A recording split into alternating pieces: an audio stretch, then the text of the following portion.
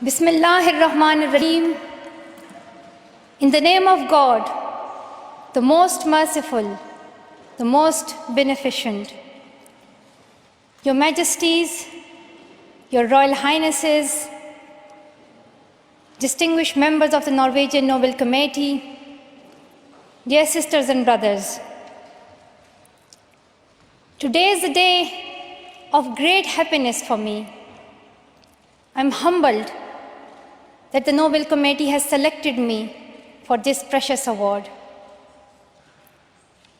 Thank you to everyone for your continued support and love. Thank you for the letters and cards that I still receive from all around the world. Your kind and encouraging words strengthens and inspires me. I would like to thank my parents for their unconditional love. Thank you to my father for not clipping my wings and for letting me fly.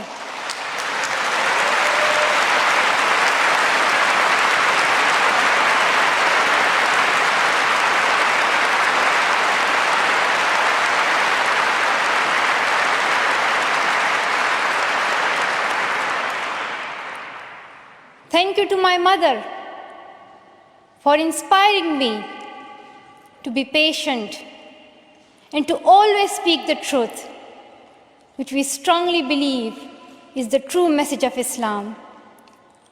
And also, thank you to all my wonderful teachers who inspired me to believe in myself and be brave. I'm proud. Well, in fact, I'm very proud to be the first Pashtun, the first Pakistani, and the youngest person to receive this award.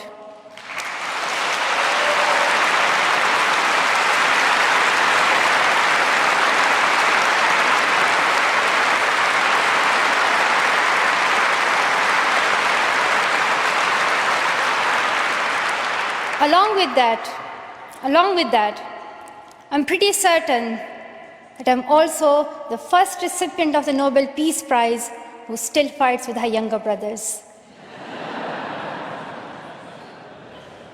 I want there to be peace everywhere, but my brothers and I are still working on that.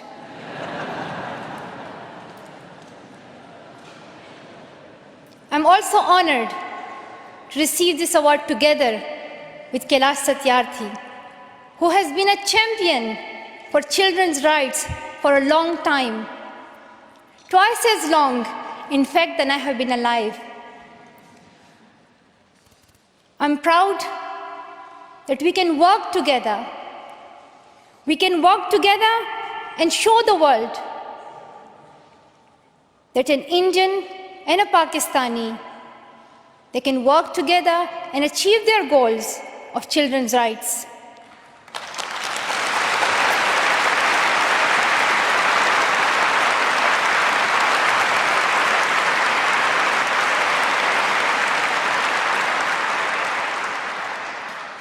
Dear brothers and sisters, I was named after the inspirational Malala of Maiwand, who is the Pashtun Joan of Arc. The word Malala means grief-stricken, sad. But in order to lend some happiness to it, my grandfather would always call me Malala, the happiest girl in the world. And today, I'm very happy that we are together fighting for an important cause. This award is not just for me. It is for those forgotten children who want education. It is for those frightened children who want peace. It is for those voiceless children who want change. I'm here to stand up for their rights, to raise their voice, It is not time to pity them. It is not time to pity them. It is time to take action. So it becomes the last time. The last time. So it becomes the last time that we see a child deprived of education.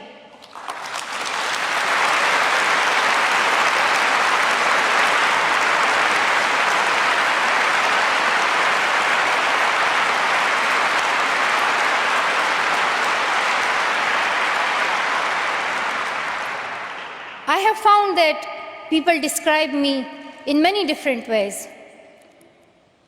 Some people call me the girl who was shot by the Taliban, and some the girl who fought for her rights. Some people call me a Nobel laureate now. However, my brothers still call me that annoying bossy sister. As far as I know, I'm just a committed and even stubborn person who wants to see every child getting quality education, who wants to see women having equal rights, and who wants peace in every corner of the world.